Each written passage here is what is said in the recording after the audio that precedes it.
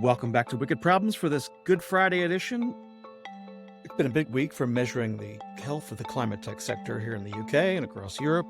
The question that still remains on everyone's lips is how much of a draw the US Inflation Reduction Act is going to be in bringing some of these companies to make the decision to relocate from here to there. Later on, I'll be speaking to Neil McLaughlin from the Startup Coalition, who launched their big new UK Climate Tech Index this week, and we talk a little bit about that question. But first, we have our panel discussion. I am here, very excited. Ben Cook, Earth editor of The Times, and Freya Praddy, the climate tech reporter for the FT-backed Sifted. Welcome to both of you. Hi, thank you. Good to be here. Ben, let's start with you. Tell us what the week's been like.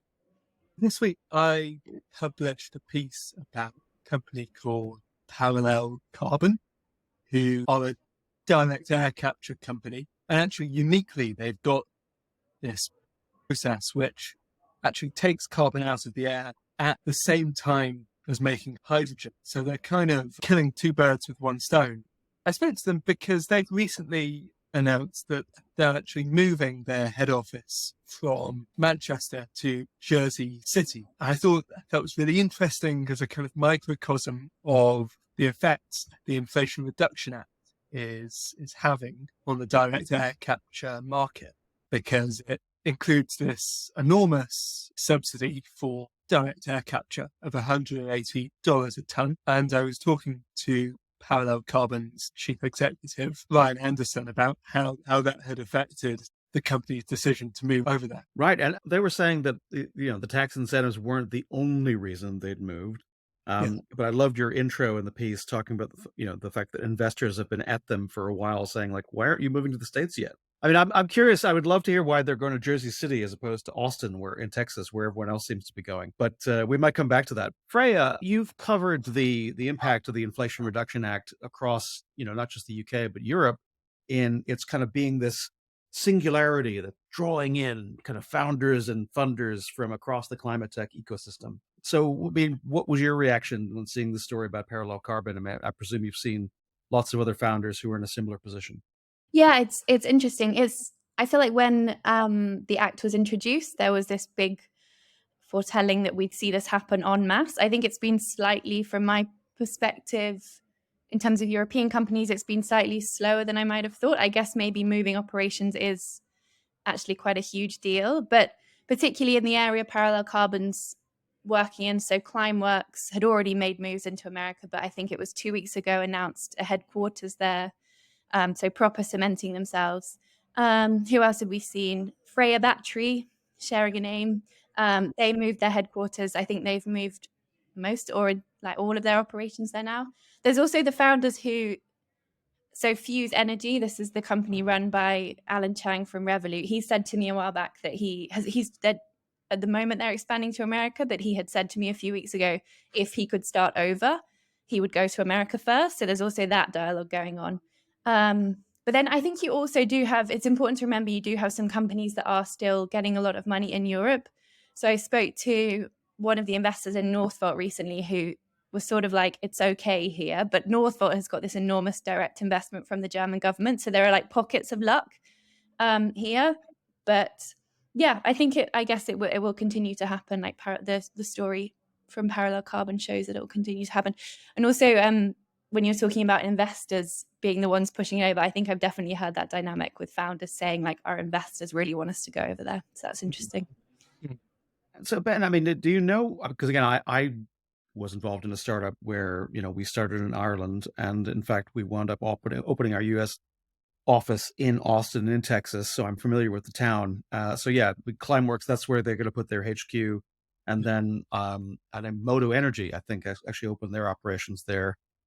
The kind of battery energy trading company out of Birmingham that opened up operations in Austin, Texas.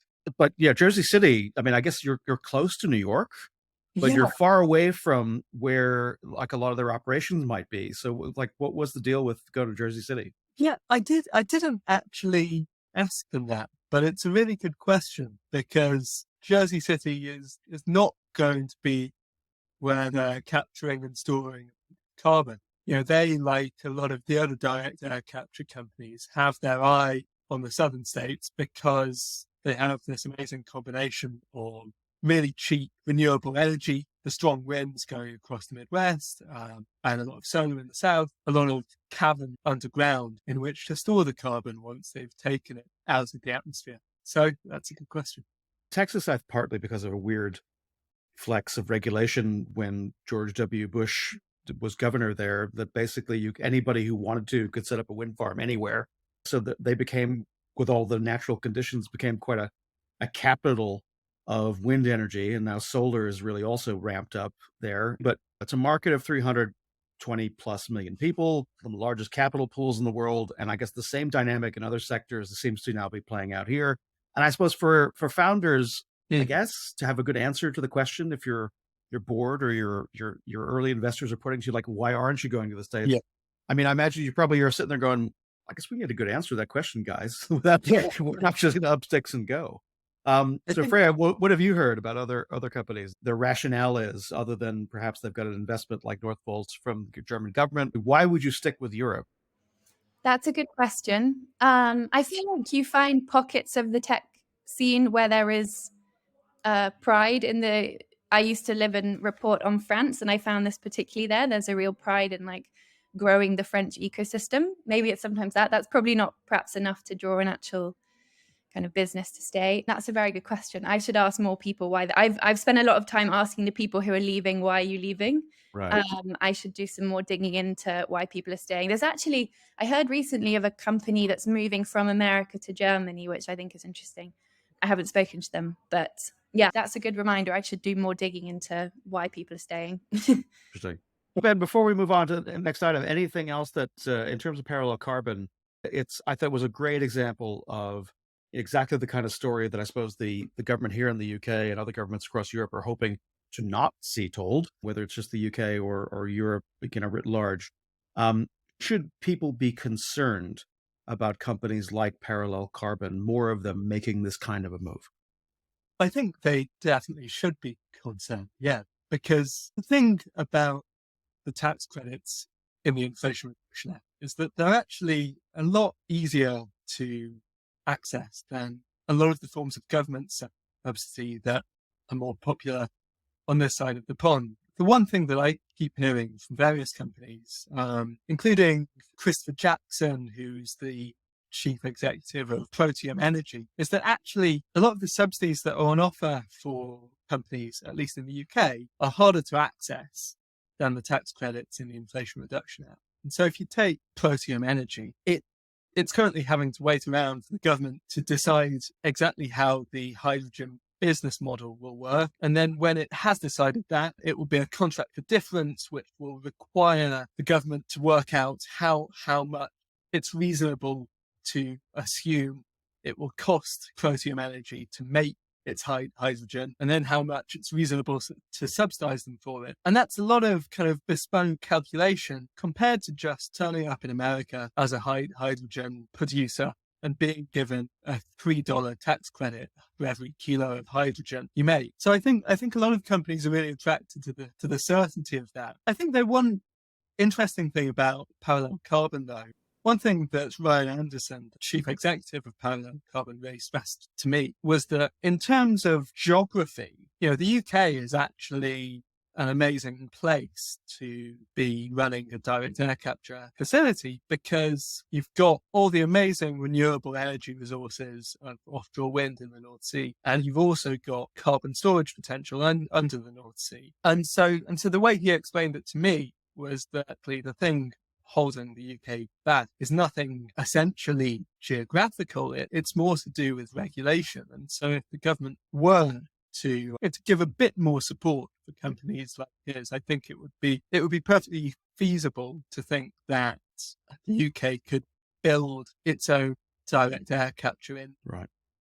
It'll be interesting. I think there's a lot of expectation and anticipation on the sector here in the UK. Certainly, when I saw Claire Coutinho speak at Chatham House, she has doubled down on setting out expectations for both carbon capture and carbon removal being an important kind of growth industry here in the UK, but also kind of helping to balance against their other let's just say, adjustments on their net zero strategy when it comes to keeping things in the North Sea flowing. But one of the other things that's been, very much in the news over the last couple of months has been this prediction that electricity demand, which has been kind of flat for 20 years across most of the developed world, has really started to spike. And the IEA pointed to there being the potential for there being a doubling of demand for data centers by 2026 for electricity around the world, driven in part by AI. I've talked to people in the sector, and they say that the difficulty with training an AI model is that, data centers used to be really boring customers for utilities.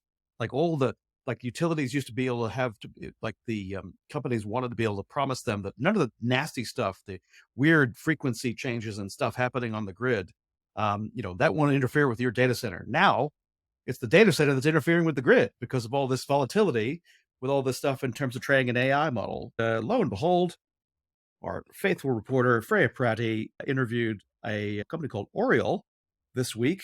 And so, Freya, tell us about the company that you were talking to. Yeah, they're really interesting. So Oriole was founded, I think, April last year. So they're quite a young company. They're a spin out from UCL.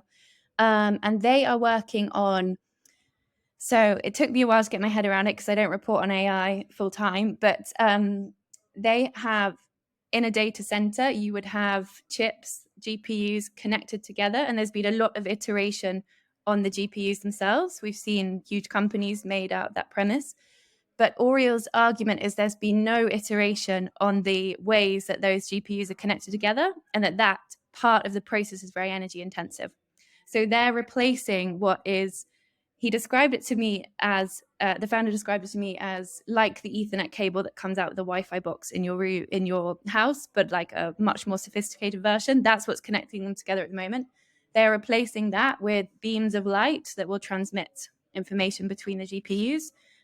Which they argue, or they say their lab tests have shown can be both faster in terms of transmitting energy and less information, and less energy intensive. And they've raised 10 million. They announced that this week, which for a company in this environment and founded, I guess, a year ago is really impressive. And so the test now is, they've proven this at lab scale. The test is kind of building it into a commercial product and getting it to customers. I think they're ones to watch. They're interesting. Right. They're part of this movement where optical networks are replacing these traditional networks and are going to hopefully reduce energy consumption, pretty dramatically, it sounds like, from your reporting. Yeah, so they are working on, so the way they described it to me is roughly 20% of the energy consumption of a data center comes from the networks. Mm-hmm. The rest comes from the actual computer processing within the chips. And they can reduce that 20% to about 2 to 3% of the 20%. It's a lot of maths, but it's quite a big chunk, I guess, if it could work. Other companies, so Google had a project to work on optical networks. Oriole said to me that theirs is slightly more sophisticated than Google. They couldn't go into in depth about how, because they said that would reveal too much about how it all works. But I think it's a bit of a race. There's a few companies working on this technology. It's kind of crazy you can send information in that way. So Ben, I don't want to gazump your own reporting. I know that you've also spoken to or going to cover these guys. So, what's your impression?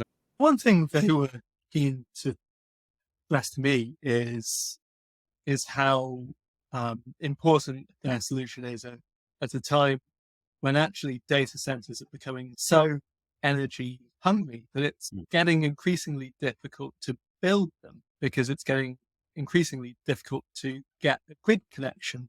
Kenza Bryan in the Financial Times has done some really good reporting on how countries around the world, including Ireland, China, Germany, have actually placed restrictions on the number of data centers that are allowed to get electricity from their grid. Right. So really, they're positioning themselves as a climate solution, but also as a way to get over this hurdle to growth of data centers. Yeah. No, because as you say, I know, from my own kind of conversations and sources that, the conversations going on in Ireland over the last year have been pretty intense with the regulator and some of the bigger tech giants, being in fairly rambunctious meetings saying, do you know who we are? Do you know how much of your GDP we represent? What are you, crazy?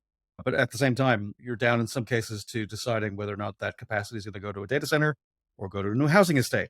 Those are the kind of trade-offs that a lot of the regulators and utilities are having to look at. So it sounds like it puts Oriole in a very interesting space, and one to watch. So our kind of final topic, which is on the Sifted 100, Freya Praddy, give us what you got. Yeah, so this was a report put together. We have a team of analysts at Sifted, and they're working on these kind of leaderboards of companies we're going to go through different countries. We started with the UK and Ireland, and it's mapping the top 100 companies in terms of revenue. So they're looking at revenue across the last 3 years. They have to be founded 2014 or later. They have to have under 1,000 employees. So that rules out stuff like Octopus Energy, I guess, is one that would be ruled out because of that.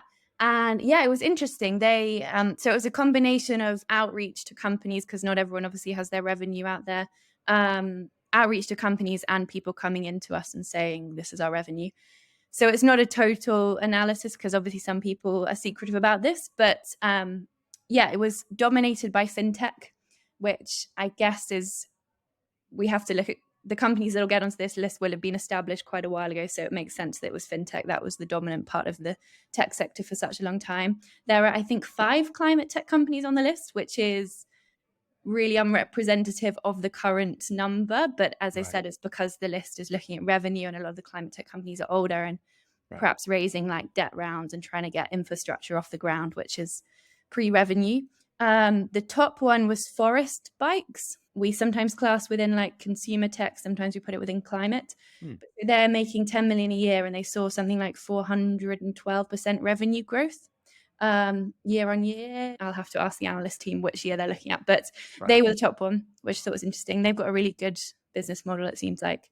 They combine so this is a bike hire company, but they make a lot of money through adverts in the app. That's how they subsidize and make more money than the others, perhaps. Sonobi was on the list. Who else was on the list? Nature Metrics, biodiversity measuring was on the list. Yeah, it was interesting. It was kind of odd to think about this, so much hype about climate tech today, but in terms of revenue, this is like measuring the situation a few years ago, almost. Right. In terms of hype, kind of. So yeah, it was interesting. I recommend you read it. Well, we absolutely will put a link to that in the show notes, and I invite people to check that out. Any surprises from what you guys have done? Were there any surprises? There are a few companies that haven't really been hugely on my radar that came into this when others didn't. So there's a company called Switchy, which I don't know if, Ben, you've ever looked at. No, but they're quite interesting. They are looking at something that's in itself not hugely interesting, but the conclusion could be quite interesting. They're looking at how we measure the environmental impact of social housing. And the idea is if we can measure it really in depth, like the use of heating and where that's heating sourced from, if we can measure it in depth, it will incentivize the companies that own this housing to make a change, because they can actually prove to government or investors that they've done that change. So I thought they were on this list and I hadn't come across them before. It's a good lesson that actually there are some quiet companies chipping away, making money, doing good, who I hadn't heard of. So they were a cool company, I thought. We're going to take a break for some ads. Then we'll be hearing our good friends at the Startup Coalition about my interview with them. So stay tuned.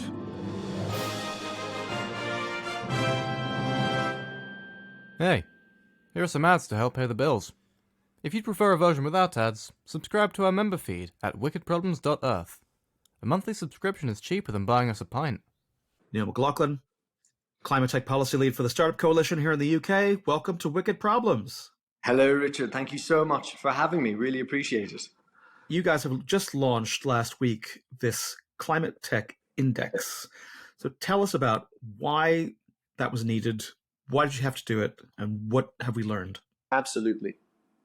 The Climate Tech Index is tracking the fundraising journeys of the 1,000 highest funded UK climate tech firms over the last 13 years using Beauhurst data, right? That's essentially what it is, and how much they've done for innovating to combat climate change. The index is valued at £26 billion today and has raised over £15 billion and employs over 24,000 people. So it really is so significant in the economy.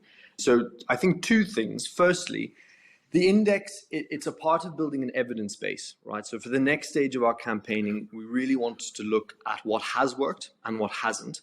And the index forms part of evidence-based policymaking, really, to put it simply. The second reason is that in advance of the election, although we're not 100% sure when that is, the evidence is even more important, right? And whoever wins, we really want to set them up for success in how to deploy support for the climate tech ecosystem in the United Kingdom. I also just want to make a special mention, if that's all right, of Christian Hernandez of the Climate Tech VC 2150, who did the foreword of the index and were very supportive, and also Bowhurst, and without their data, this really would not have been possible. And then finally, my boss, our Deputy Policy Director, Charlie Mercer, who really did the overwhelming majority of work on this index and just has been fantastic. So yeah, just want to do those shout outs. Yeah, no, Charlie, returning champion on Wicked Problems, and also Yes. Christian, our actual debut guest. Yes, I on the remember show. that podcast. So- I did listen to that whole. I remember. He's been very supportive, and we've been very appreciative of both you guys and Christian and 2150 and the work you all are doing. But there are a lot of indices out there, right? So why does this contribute to an evidence base for policymaking? Tell me how that actually works. Firstly, we very much are constantly talking to startups and scale-ups within the UK. I think we really have our ear to the ground, and I think we just have a very unique relationship that we've spent years building. This is climate tech specifically, and I think our data is quite granular. It really is quite a proper analysis of 1,000 climate techs, and I think there was just definitely a gap in the analysis market for an index like this. And I think it can feed so well we'll get onto this, but it's not just a list. It analyzes regional disparities and gender disparities and investment disparities, subsector investment disparities. So I think that's also what makes it stand out. Because you guys are very focused on the UK, as opposed to being part of a larger organization that maybe has a different remit. Exactly. And so you're trying to lever policy to be more supportive.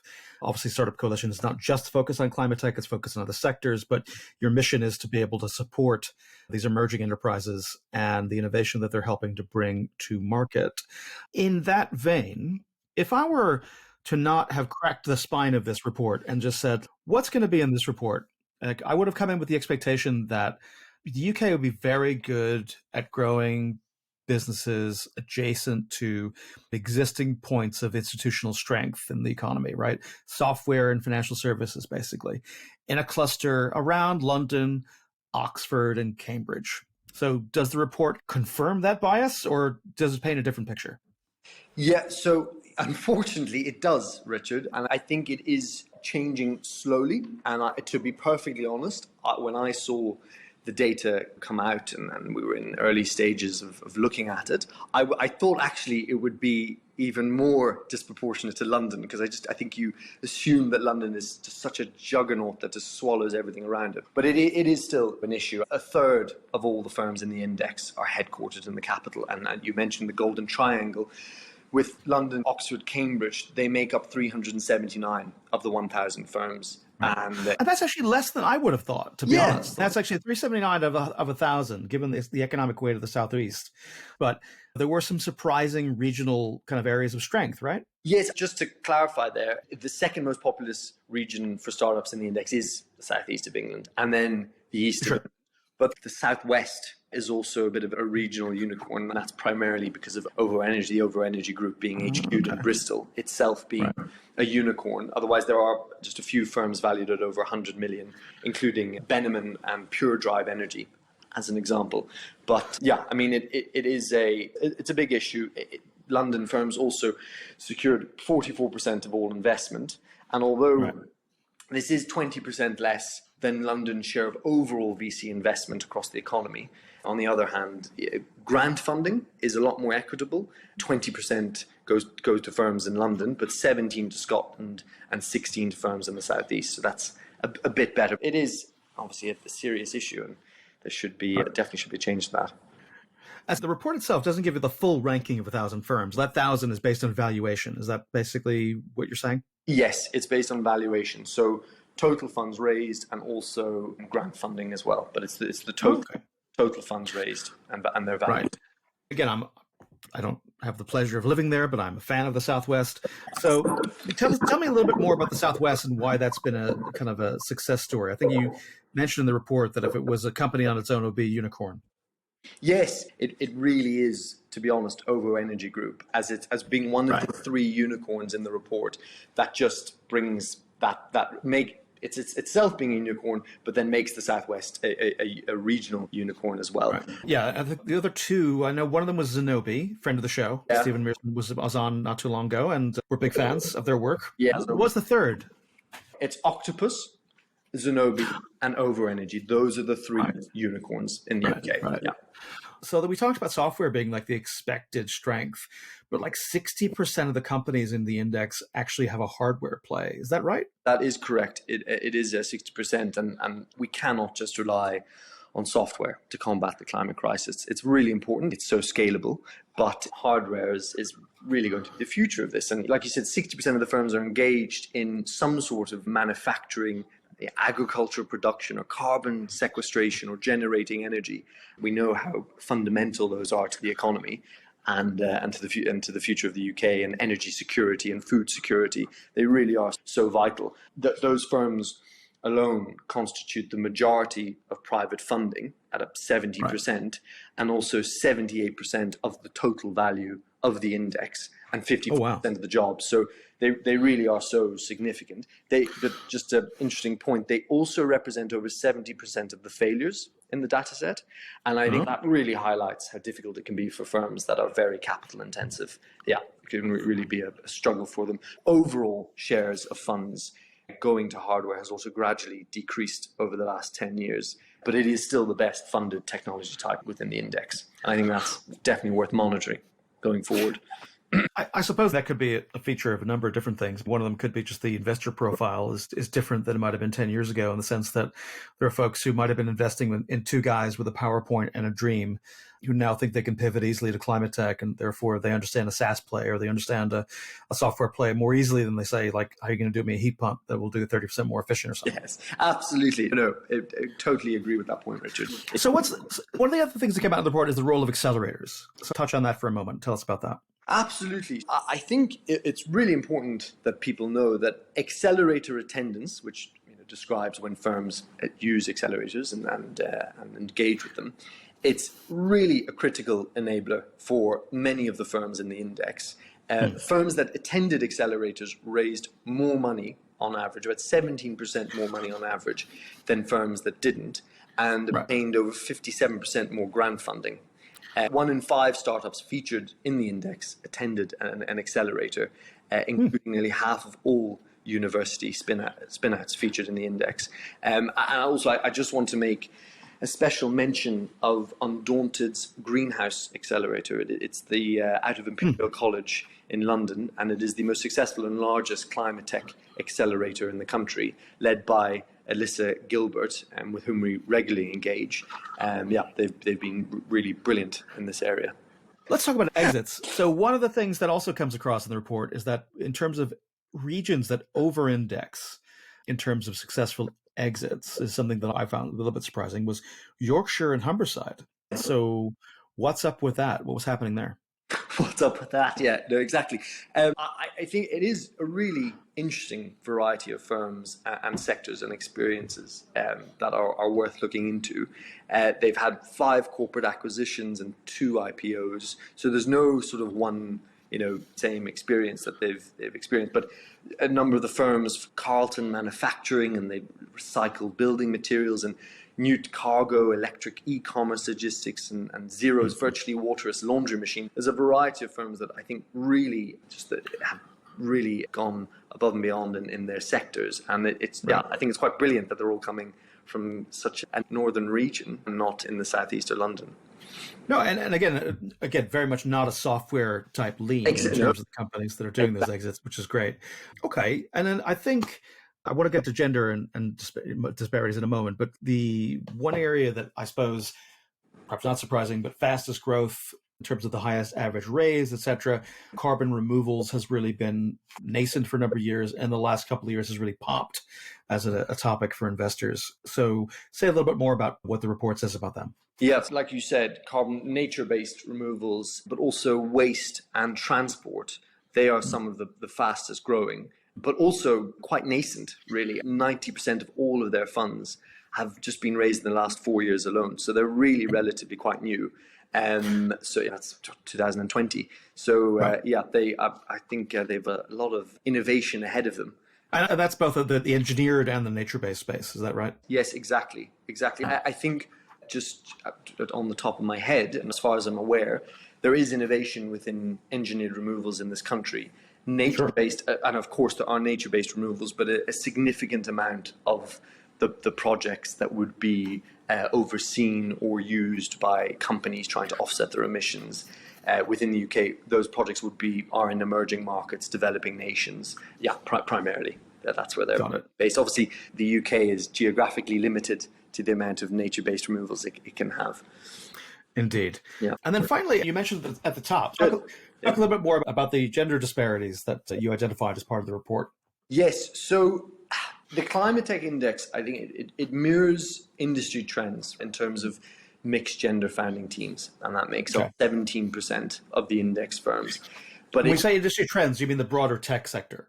Within the broader tech sector. Sorry, yes. So it mirrors industry trends within the broader tech sector, absolutely.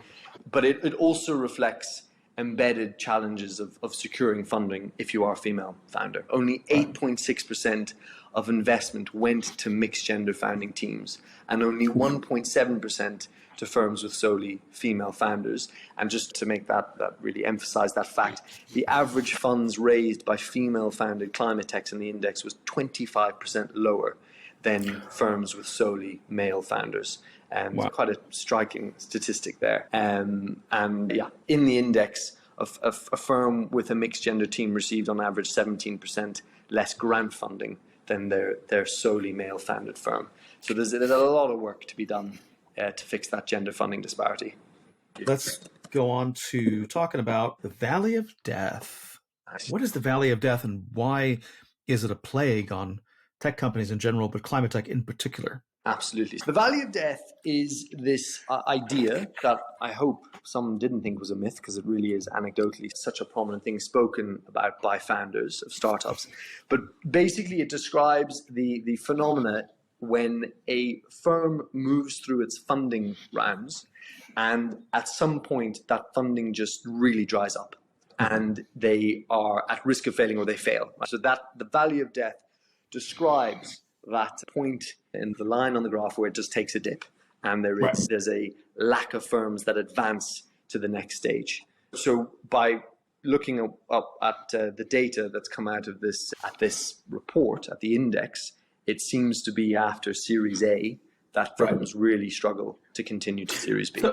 So if there's an S-curve, so it's like the first dip in the S-curve, essentially, is where that Valley of Death is, that you never get to the point of proper scaling or commercialization because you've done something novel, you get some initial funding, you get to maybe bench scale, maybe you get a little bit beyond that, maybe you get to actually pilot something, maybe you get to indeed start selling it, but then you wind up in this moment where it's difficult to actually get things to move forward. Yeah, sorry to interrupt, Richard. I just want to emphasize also that, again, although this is data, and it's empirical data, it's not absolutely factual. Of course, I'm sure there are many founders that have very different experiences, and it really might vary depending on the sector and the country and the time of year or whatever. Oh, no, 100%. Yeah. Totally understand. Obviously, Valley of Death is a fairly common concept in the sense of it's been around for a while, and certainly one of the aspects of why climate seems to be different in the same way that energy has been different in terms of Valley of Death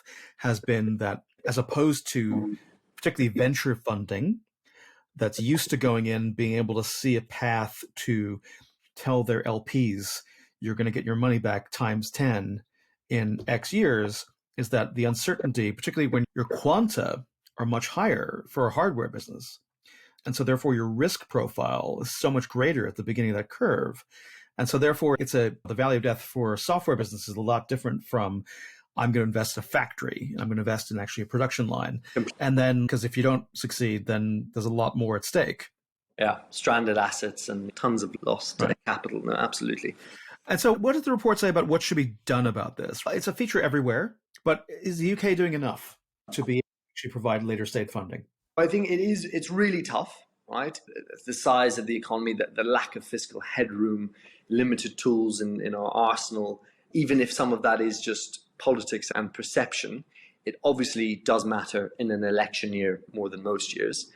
Later this year, Startup Coalition does plan to outline specific support that this and future governments can provide to bridge that gap. But one possible solution could look like emulating the US Department of Energy's Office of Clean Energy Demonstrations. That explicitly takes on FOAC or folk, first of a kind risk, and it currently has $25 billion in energy assets under management. Secondly, I think enabling more patient capital to invest in startups is also crucial, right, to fill those funding gaps. The UK government's Mansion House reforms to pensions is, as an example, is a crucial part of this. And I think, and then finally, there is a role for the government to play in supporting climate techs to export more efficiently, right? We really would like to see more opportunities for scaling firms to be a part of trade missions, for example, with climate tech viewed as a part of that trade strategy as well. Right. I suppose that'll be interesting to see how that plays out depending on the outcomes of elections this year. We've seen both major parties, let's just say, waning in enthusiasm in terms of their rhetoric. Lovely this morning to hear people talk about floating offshore wind, and that's awesome as a floating edge case for something.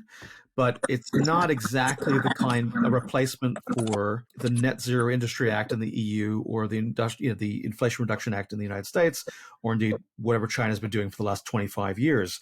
So I was moderating an event at Chatham House a couple of weeks ago, and I did ask a number of entrepreneurs who were in the room in a kind of informal poll, are you more or less likely double down on operations in the UK than you were 6 months ago, based on whatever's going on up there in the ether? And I don't think I'm violating Chatham House rules to reveal that not a single hand went up, said that they were more likely. Right. I guess that, is it enough to just urge from the sidelines, or do we need to grab people from both old parties by the lapels and just say, it's not enough, we're not nearly enough. We want this to be a successful sector, and we have an early lead against the rest of the world, but you're blowing it. Yeah. So I think what I'd say on this issue is that I want you mentioned rhetoric, and I do really want to emphasize rhetoric, right? Of course, there are a number of elected officials who are not quite as enthusiastic about an energy transition or the climate crisis as many of us would want, and I believe the vast majority of the voting public would want. But in spite of the rhetoric across politics, I do actually believe that the vast majority of politicians, in spite of what you might think, are actually enthusiastic. I know saying that there might be some people listening to me like, he's so wrong, and that's absolute rubbish. But so as a part of my job, I have to follow government announcements. And you could argue that maybe I'm just drinking the Kool-Aid, but I read weekly about government investment, and not particularly climate tech. And of course, I know that there were the September announcement last year that really disappointed a lot of people in the climate tech sector. And it was disappointing to many, the rolling back of those. Not least Christian Hernandez. No, exactly. But there is actually a lot of investment, I think, this government has put in. And moving on to potentially a future government, and Labour might get in, I think that really there's a lot of politics happening. There's a lot of, the tabloids will really twist that knife. And I think ultimately what we should be judging is what the actual investments that this current government are making, and which admittedly there's absolutely room for improvement and room for more, but there has been some, and it has been significant. And also judging what, if Labour gets in, what they will do in power.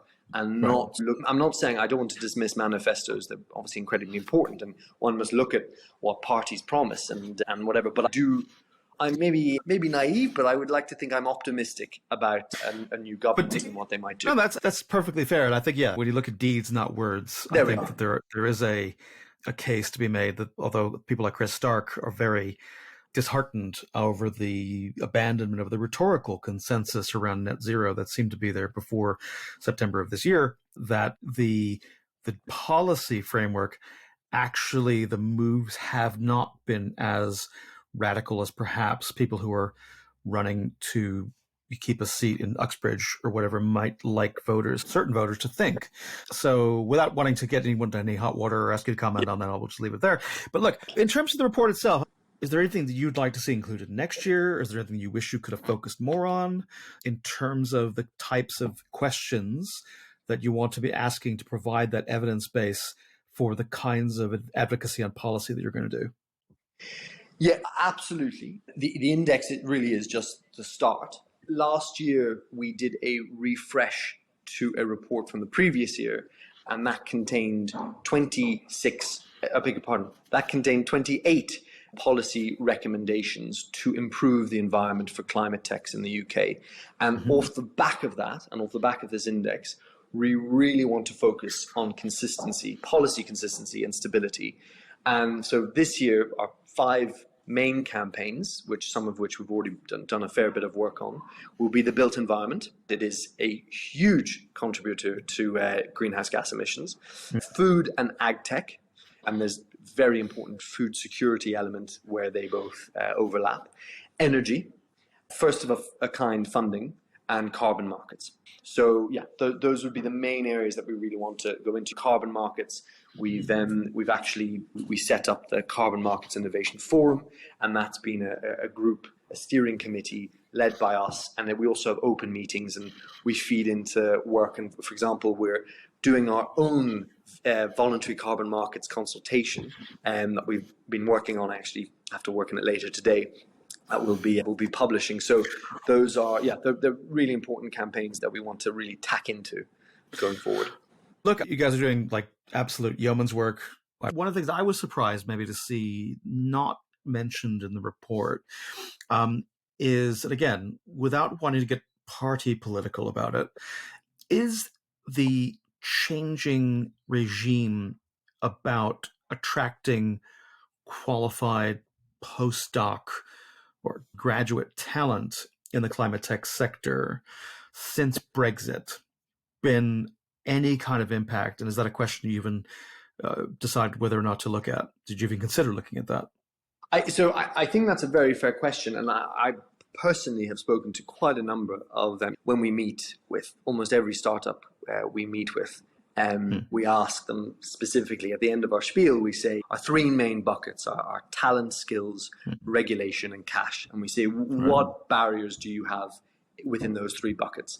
And it's something I hear regularly are visa issues and how difficult then that has been to hire talent that is not from the UK and from other parts of Europe, other parts of the world, in fact, and how it really has been difficult for them to expand and to grow as a company as a result of policies in that area. So it is totally an issue. But I think that this index, not to disparage that question that you just asked, because it's a good question, but it could have covered so many things. And I think it is just ultimately we just had to choose what to cover, and it could have just been so broad, but that then might have potentially diluted what the other points that were already in it and maybe de-emphasize them, and also just time and resources. I think Charlie worked incredibly hard and put so much time and energy towards this, but we can only do so much is what I'd say. But there are always more reports and more analyses around the corner. And I should also say that area would also overlap with my colleague who deals with skills and talent within the UK. Right. Well, look, I think that you've given us a couple of headlines of things to look out for in the near future as we head into an indeterminate length election cycle here in the UK. So we're hoping to have you back, Neil, as a regular. No, I would honestly, Richard, I'd absolutely love to. Thank you. And we're back. So excited we could be joined again here with Freya Pratty from the Financial Times backed Sifted and Ben Cook, the Earth editor of the Times. So we're headed to a holiday weekend, but there's no rest for the wicked. What are you guys keeping a track of in terms of stories that you're continuing to follow as we go into this weekend? Ben? So I'm currently working on a piece that is about flood insurance and why it's getting so much more expensive. couple of weeks ago, there was a report by Compare the Market that showed that, at least for homes that have been flooded before, flood insurance is 28% more expensive this year than it was last year. I'm talking to a few people who actually aren't able to get any insurance at all. It's fairly grim, really. Gosh, like there are places in the States where it's gone to the point where it would cost you $40,000 a year to insure a property that's probably only worth $150,000. It has been without flood insurance for 7 years because she lives in a home that was built after 2009, and that means that it's not covered under the government's flood scheme, and so insurers just wouldn't touch her home because it's next to the Thames. In January this year, after Storm Henk, her home was flooded, and she lost about £3,000 worth of stuff, which is a lot, but in the scheme of flooding damage, it's it's not nearly as much as is lost by some people. So that story that we hear again and again in climate reporting about parts of the world which are becoming uninsurable, actually that also includes parts of the UK now as well. It's not only parts of California that are next to forests that are burning to a crisp and so on. So Right. yeah, that's a fun note on which to A cheery thing for the holiday weekend. What about yourself, Freya? What am I looking at? I am trying to write something about energy companies' green electricity tariffs and kind of some more granular detail about how they've calculated that. So it's the use of REGOs, which are these certificates that show that you've bought renewable energy generation, but the link between REGOs and actual generation is murky. So I'm trying to look at that, and it's kind of all goes back to the question of advertising standards and what you call green and that sort of thing. I'm also trying to write about, there's obviously been a lot of oil CVC involvement in the climate tech. Someone suggested to me recently that it would be interesting to look at what founders who've sold companies to companies that have actually been acquired by an oil company, what they feel about the impact of their tech. Has it sort of been subsumed into this giant and is having no impact, or is it really impactful? So I'm trying to find examples of people who've sold to oil companies and what they think about the impact of their tech from that. Well, I'm definitely looking forward to seeing that reporting. So, where if you are in fact a founder or somebody who has got an exit, even if you're not fully out, and therefore you might be still covered by some NDAs or some earnouts, where can people confidentially get a hold of you, Freya, to be able to kind of reveal all? They can email my Sifted email, which is freya@sifted.eu. I've also got a Proton mail they can go to, and a Signal email. They're both on my Twitter, which is Freya Pressey. Hopefully there might be some people in our audience who might take you up on that. I'm going to be keeping an eye on this really interesting story that came out earlier this week about food price inflation that's being kind of increasingly baked in due to climate change, and how that's actually something that people underpricing in terms of its potential impact. This was PIK Potsdam that had a study on this earlier this week. It was picked up a couple places. And that was our conversation with Anthony Yousefian earlier this year, where, you know, we were picking up on this being a kind of ongoing trend where the kind of bleeding into the general public's perception about effects of climate, we don't often think about except for these disasters. But if you were, you know, having to bake in an extra 2 points of inflation every year just for food, that's going to start to really accumulate over time. So it'll be interesting to see what people do about that. With that, thank you guys so much for coming. I hope that we'll get to come back in a couple of weeks for a return visit. Our returning champions, Ben Cook, Freya Pratty. Have a great Easter weekend. Thanks. You too. Thanks for listening to Wicked Problems, made possible through the generosity of people like you. If you liked this conversation, please share it and leave us a rating and review on Apple Podcasts or Spotify. It really helps people find the show. If you'd like an ad-free version of this podcast, consider becoming a paid subscriber at wickedproblems.earth. You'll also get our newsletter, all our show notes, member-only goodies, and you'll be supporting media that wants to tell the stories at the frontier of climate tech, the place where people and politics, technology and capital meet and shape the future. And whether it's one you'd want to live in. Wicked Problems is written and edited by Richard Delavan. Production assistance was provided by me, Theodore Delavan. Wicked Problems, Climate Tech Conversations, is a production of Wicked Problems Limited. Thanks again for listening.